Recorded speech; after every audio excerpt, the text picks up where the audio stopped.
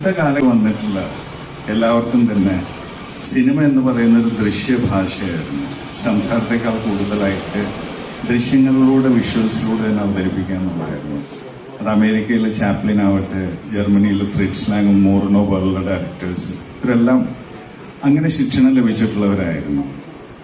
അങ്ങനെ ഹിച്ച്കോക്ക് ഇംഗ്ലണ്ടിൽ 1940 വരെ പല ചിത്രങ്ങളും സംവിധാനം ചെയ്തു. പ്രധാനമായിട്ടും blackmail, the lady vanishes, അങ്ങനെയുള്ള ചിത്രങ്ങളിലൂടെയാണ് വിഖ്യാതനായി കഴിഞ്ഞിരുന്നു.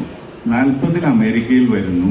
അമേരിക്കയിൽ വന്ന് ആ വർഷം തന്നെ Rebecca, Daphnia do മോരിയറുടെ പുസ്തകമായിട്ടുള്ള Rebecca, rope എന്ന് പറയുന്ന ചിത്രങ്ങൾ. പിന്നീട് 40 തൊട്ട് ഏകദേശം 76 വരെ അദ്ദേഹം അമേരിക്കയിൽ തന്നെയായിരുന്നു പ്രവർത്തനം. അതിനിടയിൽ 50 തൊട്ട് 62, 63 വരെയുള്ള കാലഘട്ടമായിരുന്നു അദ്ദേഹത്തിന്റെ സർഗാത്മകതയുടെ ഏറ്റവും ഗംഭീരമെന്ന് വിശേഷിക്കപ്പെടുന്ന കാലഘട്ടം. ആ കാലഘട്ടത്തിലാണ് അദ്ദേഹം strangers on a train, shadow of doubt, north by northwest, rear window, ഈ ചിത്രം, വെർട്ടിഗോ, പിന്നെ അവസാനം സൈക്കോ.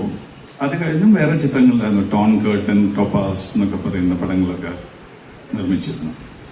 ഹിച്ച്കോക്കിനെ കുറിച്ച് പറയുമ്പോൾ ഇപ്പൊ ജോർജ് പറഞ്ഞതുപോലെ ഇന്ന് വിശ്വ സിനിമയിലെ ഒരു ആചാര്യൻ എന്നാണ് അറിയപ്പെടുന്നതെങ്കിലും ഹിച്ച്കോക്കിനെ എല്ലാ കാലഘട്ടത്തിലും ഒരു സസ്പെൻസ് ചിത്രകാരൻ അല്ലെങ്കിൽ ത്രില്ലർ സിനിമാ സംവിധായകൻ എന്നുള്ള രീതിയിൽ വിശേഷിപ്പിച്ചിരുന്നു, അല്ലെങ്കിൽ ഒരു ഇടം കൊടുത്ത് മാറ്റി നിർത്തിയിരുന്നു. ആ ധാരണ മാറ്റിയത് ഹിച്ച്കോക്കിനെ ശരിക്ക് കലാമൂല്യമുള്ള ചിത്രങ്ങളുടെ ഡയറക്ടറാക്കി വളർത്തിയത് അല്ലെങ്കിൽ വീണ്ടെടുത്തത് ഫ്രഞ്ച് ചിത്ര നിരൂപകരായിരുന്നു. പിൽക്കാലത്ത് പിന്നീട് ന്യൂ വേവ് ഡയറക്ടേഴ്സായി മാറുന്ന പലരും ആദ്യം അവരുടെ മാസികകൾക്ക് വേണ്ടി പ്രവർത്തിച്ചിരുന്നവരായിരുന്നു. അവരാണ് പിന്നീട് വന്ന്, പ്രത്യേകിച്ചും ഫ്രഞ്ച് സംവിധായകനായിട്ടുള്ള ട്രൂഫോ, 38 മണിക്കൂർ നീണ്ടു നിൽക്കുന്ന പല ദിവസങ്ങളിലായിട്ടുള്ള ഒരു ഇന്റർവ്യൂ ഹിച്ച്കോക്കിന്റെ ഓരോ പടങ്ങളെ കുറിച്ച് സംസാരിച്ചുകൊണ്ട് അത് പിന്നീട് പുസ്തക രൂപത്തിൽ ഹിച്ച്കോക്ക് എന്ന് പറയുന്നു. ഇന്നും സിനിമാ വിദ്യാർത്ഥികൾക്ക് ഹിച്ച്കോക്കിനെ കുറിച്ച് മാത്രമല്ല സിനിമയെ കുറിച്ച് അറിയാൻ പോലും ഗംഭീരമായിട്ടുള്ള പുസ്തകമുണ്ട്. അതിൽ ഹിച്ച്കോക്ക് അദ്ദേഹത്തിന്റെ സിനിമയെ കുറിച്ച് വളരെ ലളിതമായി സംസാരിക്കുന്നുണ്ട്. അപ്പൊ അതിൽ ഈ വിഷയം തന്നെ ചോദിക്കുന്നുണ്ട്. അതായത്, നിങ്ങൾ ത്രില്ലർ പടങ്ങളുടെ ആളാണല്ലോ, സസ്പെൻസ് ചിത്രങ്ങളുടെ ആചാര്യൻ, ഉദ്വേഗങ്ങളുടെ സിനിമ അല്ലെങ്കിൽ ഉത്കണ്ഠയുടെ സിനിമ എന്നുള്ള രീതിയിലാണ് പറയുന്നത്. അപ്പൊ ഹിച്ച്കോക്ക് അതിന് വിശദീകരിക്കുന്നുണ്ട്. ഈ സസ്പെൻസ് എന്ന് പറയുന്നത് ജനങ്ങളുമായി കണക്ട് ചെയ്യാനായിട്ടുള്ള ഒരു മാർഗം മാത്രമാണ്. അത് ഹിച്ച്കോക്കിന്റെ സിനിമകളുടെ ഏറ്റവും വലിയൊരു പ്രത്യേകത, ഓഡിയൻസിനെ എല്ലാം മനസ്സിലാക്കിക്കൊണ്ട് പ്രേക്ഷകനെ കൂടെ കൊണ്ടുപോകുക എന്ന് പറയുന്ന ഒരു രീതിയാണ് അദ്ദേഹം. പറയുമ്പോൾ അദ്ദേഹം ഹൊറർ ചിത്രങ്ങളാണ്, ഭീകര ചിത്രങ്ങൾ നിർമ്മിച്ചിട്ടുള്ള ആളാണെന്ന് പറയാം. അപ്പൊ നമ്മൾ വിചാരിക്കുന്ന പോലെ ഒരു കൊലപാതകം നടത്തി അവസാനം കുറ്റവാളി ആരാണെന്ന് പെട്ടെന്നൊരു മാജിക്കാരൻ തൊപ്പിയിൽ നിന്ന് കാര്യം എടുക്കുന്ന പോലെയല്ല ഹിച്ച്കോക്കിന്റെ രീതി. നമ്മൾ പ്രേക്ഷകർക്ക് ആദ്യമേ തന്നെ എല്ലാ കാര്യങ്ങളെല്ലാം പറഞ്ഞു തരും. വിഷ്വലായിട്ടുള്ള, ദൃശ്യപരമായിട്ടുള്ള ക്യൂസ് എല്ലാം നമുക്ക് തരും. എന്നിട്ട് നമ്മളെ കൂടെ കൊണ്ട് നടക്കുക, അതിലൂടെ സസ്പെൻസ് വളർത്തുകയാണ്. അദ്ദേഹം ചോദിക്കുന്നുണ്ട്, ഇപ്പൊ നമ്മൾ പല റോഡ് ആക്സിഡന്റുകൾ കാണും. റോഡ് ആക്സിഡന്റ് പലതും നടക്കും, നമ്മൾ നടന്നു പോകും. പക്ഷെ പെട്ടെന്ന് നമ്മൾ അപകടത്തിൽ പെട്ടിരിക്കുന്നത് നമ്മളുടെ സഹോദരനാണെന്ന് മനസ്സിലാക്കി കഴിഞ്ഞാൽ നമ്മുടെ ഭാവം എങ്ങനെയായിരിക്കും? നമുക്ക് കൂടുതൽ ഉദ്വേഗം ഉണ്ടാവും, താല്പര്യമുണ്ടാവും, എന്താ സംഭവിച്ചെന്ന് അറിയേണ്ട ആകാംക്ഷ ഉണ്ടാവും. ആ രീതിയാണ് ചിത്രങ്ങളിൽ ഞാൻ കൊണ്ടുവരുന്നത്. അതായത് ഹിച്ച്കോക്ക് തന്നെ പറഞ്ഞിട്ടുണ്ട്, my primary function is to generate emotion, then my secondary function is to sustain that emotion. ബുദ്ധിപരമായിട്ടുള്ള സിനിമയല്ല കൂടുതൽ, പ്രേക്ഷകനുമായിട്ട് കാഴ്ചക്കാരനുമായിട്ട് കണക്ട് ചെയ്യാനായിട്ട് അദ്ദേഹത്തിന്റെ വികാരങ്ങൾ തൊടുക. അതിന് ഏറ്റവും നല്ല മാർഗം എന്താണ്? പേടിപ്പിക്കുക എന്നുള്ളതാണ്. ഹിച്ച്കോക്ക് എന്ന് പറയുന്ന മനുഷ്യൻ തന്നെ പറയുന്നുണ്ട്, ഞാൻ ഹീറോ ആയിരുന്നു, കുട്ടിക്കാലത്ത് പോലീസുകാരെ വലിയ പേടിയായിരുന്നു. അതൊരു പുള്ളി തന്നെ ഉണ്ടാക്കിയൊരു കഥയാണെന്നും പറയുന്നുണ്ട്.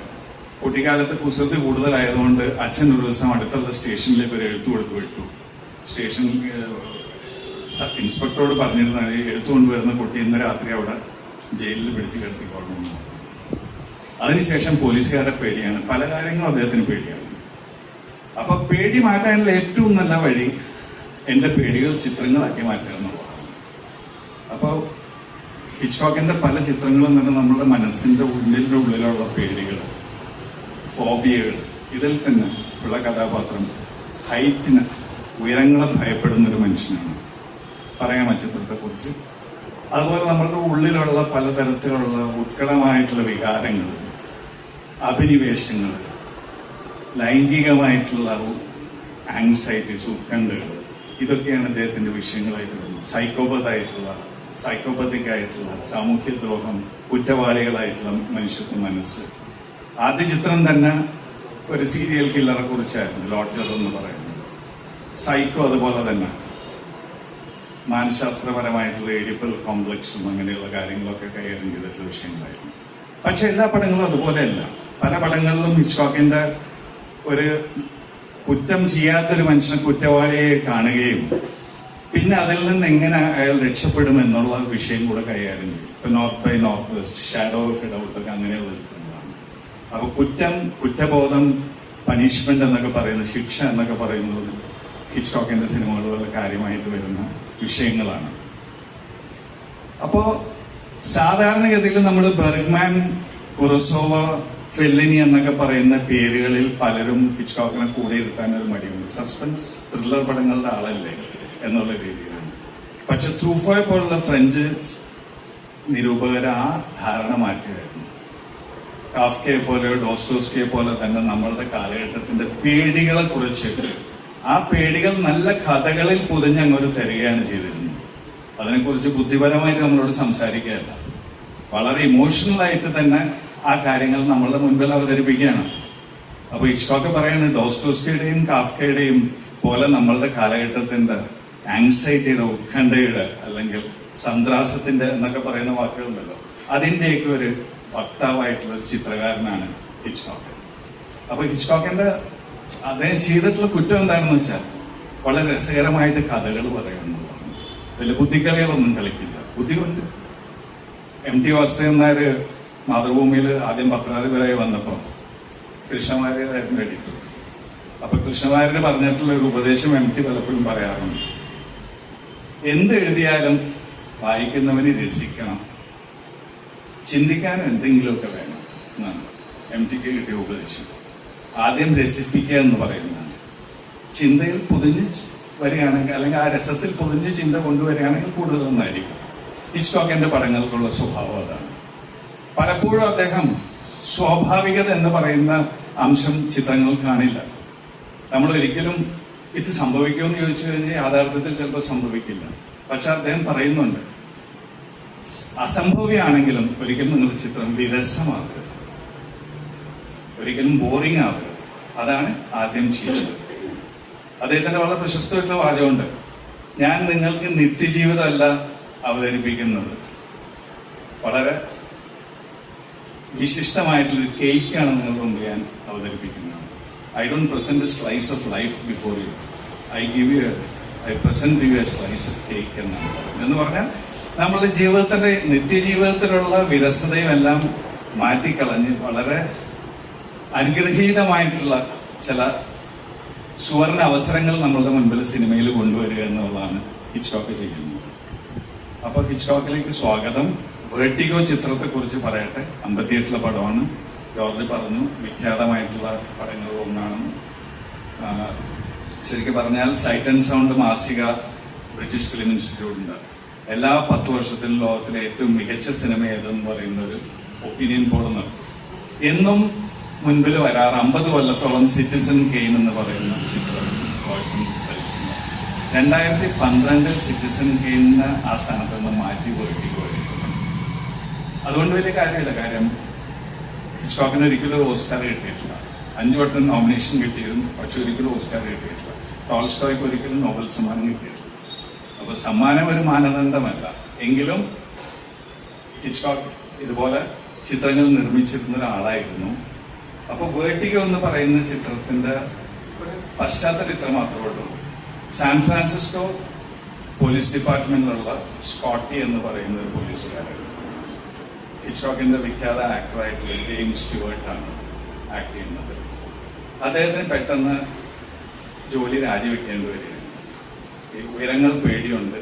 അതുകൊണ്ട് ജോലിക്ക് തന്നെ ഒരു പ്രശ്നമായി മാറുന്ന ഒരു അവസരത്തിൽ ഒരാളുടെ മരണം അദ്ദേഹത്തിന് കണ്ടു നിൽക്കേണ്ട വന്നു. ജോലി രാജിവെച്ചു. പക്ഷെ അങ്ങനെ പഴയ സുഹൃത്ത് ഒരു ജോലിക്കായിട്ട് ഒരു സഹായം ആവശ്യപ്പെടുകയാണ്. ജോലി ഇത്രയേ ഉള്ളൂ. ഈ പഴയ സുഹൃത്ത് ഒരു ബിസിനസ്സുകാരനാണ്. അയാളുടെ ഭാര്യ എന്തോ പ്രശ്നങ്ങളുണ്ട്. അവരൊന്ന് ഷാഡോ ചെയ്യണം എന്ന് പറഞ്ഞാൽ അവരുടെ പിന്നാലെ നടന്ന് അവരൊന്ന് അവർക്ക് എന്താ സംഭവിക്കുന്നതെന്നുള്ള അറിയണം. ഭർത്താവ് പറയുന്നത് ഇവര് രാവിലെ ഇറങ്ങി പട്ടണം മുഴുവൻ ഇങ്ങനെ അലിഞ്ഞു നടക്കുന്നു. അവർക്ക് ആത്മഹത്യാ പ്രവണതകളുണ്ട്, ആത്മഹത്യ ചെയ്യാൻ ശ്രമിക്കുന്നുണ്ട്. അപ്പൊ അതുകൊണ്ട് അവരൊന്ന് ശ്രദ്ധിക്കണം. അതാണ് ഇയാൾ ആദ്യം പറഞ്ഞൊഴിയാൻ ശ്രമിക്കുമെങ്കിലും, സ്കോട്ടി എന്നുള്ള പോലീസുകാരൻ ഒഴിയാൻ ശ്രമിക്കുമെങ്കിലും സുഹൃത്ത് എന്നുള്ള രീതിയിൽ അത് അംഗീകരിക്കുകയാണ്. അങ്ങനെ ചിത്രത്തിന്റെ ആദ്യ ഘട്ടങ്ങളിലൊക്കെ തന്നെ ഈ സ്ത്രീ ഇങ്ങനെ പല സ്ഥലങ്ങളിൽ പോകുന്നു. അപ്പൊ ഈ സ്ത്രീക്ക് എന്തോ ഇവരുടെ എന്നോ മരിച്ചുപോയ ഒരു പൂർവിക സ്ത്രീയുടെ ഒരു ആത്മാവ് ബാധിച്ചതായിട്ടും ഒരു കാര്യം ഭർത്താവ് പറയുന്നു. എന്തുമാട്ടെ ഇവരെ പിന്തുടർന്ന് സ്കോട്ടിക്ക് ഈ സ്ത്രീയോട് ഒരു അഭിനിവേശം തോന്നുന്നു. ശ്രദ്ധിക്കാനായി പോയിരുന്ന സ്ത്രീയോട് തന്നെ സ്കോട്ടി എന്ന് പറയുന്ന ഡിറ്റക്റ്റീവിന് ഒരു അഭിനിവേശം വരുന്നു. അവരുടെ ആദ്യത്തെ ഒരു ആത്മഹത്യാ ശ്രമത്തിൽ നിന്ന് അയാളെ രക്ഷിക്കുന്നു. പക്ഷെ പിന്നീട് അവരൊരു ബെൽ ടവറിന്റെ മുകളിൽ കയറുന്ന സമയത്ത് ആത്മഹത്യക്ക് തന്നെയാണ്. ഇയാൾക്ക് ഇയാളുടെ ഉയരങ്ങളെ പേടിയുള്ളത് കൊണ്ട് ഈ സ്ത്രീയെ സംരക്ഷിക്കാൻ കഴിയുന്നില്ല. അവള് വീണ് മരിക്കുകയാണ്. ആ കുറ്റബോധത്തിൽ നിന്ന് ഇയാൾക്ക് ഒരു മാനസിക പ്രശ്നങ്ങളും ബ്രേക്ക് ഡൗൺ ഒക്കെ വന്ന് അതിൽ നിന്നൊരു സ്ത്രീ സുഹൃത്തിന്റെ സഹായത്തോടു കൂടിയിട്ട് അയാൾ അതിൽ നിന്ന് തിരിച്ചു വന്ന് ജീവിതം വീണ്ടെടുക്കാൻ തുടങ്ങുന്ന സമയത്ത് മരിച്ചുപോയ സ്ത്രീ അല്ലെങ്കിൽ അവളോട് വളരെ സാദൃശ്യമുള്ള ഒരു സ്ത്രീ ഇയാൾ വഴിയിൽ കാണുകയാണ്. അവിടെയാണ് ശരിക്കും വേർട്ടിഗോ ചിത്രത്തിന്റെ ഗതി മാറുന്നത്. അത് മരിച്ചുപോയ സ്ത്രീയാണോ, അങ്ങനെയാണ് അവൾ മരിച്ചതല്ലേ, മരണം നമ്മൾ കണ്ടതാണല്ലോ, അതല്ല അതുപോലുള്ള സ്ത്രീയാണെങ്കിൽ ഇയാളുടെ അഭിനിവേശം, ആ സ്ത്രീയോടുള്ള ഒരു ഒബ്സെഷൻ പിന്നീട് തുടർന്ന് നമുക്ക് കാണുകയാണ്. എന്തായാലും നിങ്ങൾ ചിത്രം കാണുക, ഈ പശ്ചാത്തലം കാണുക. അപ്പൊ എല്ലാവർക്കും സ്വാഗതം. വേട്ടിക നന്നായി സ്ക്രീൻ ചെയ്യപ്പെടട്ടെ. ആശംസിക്കുന്നു.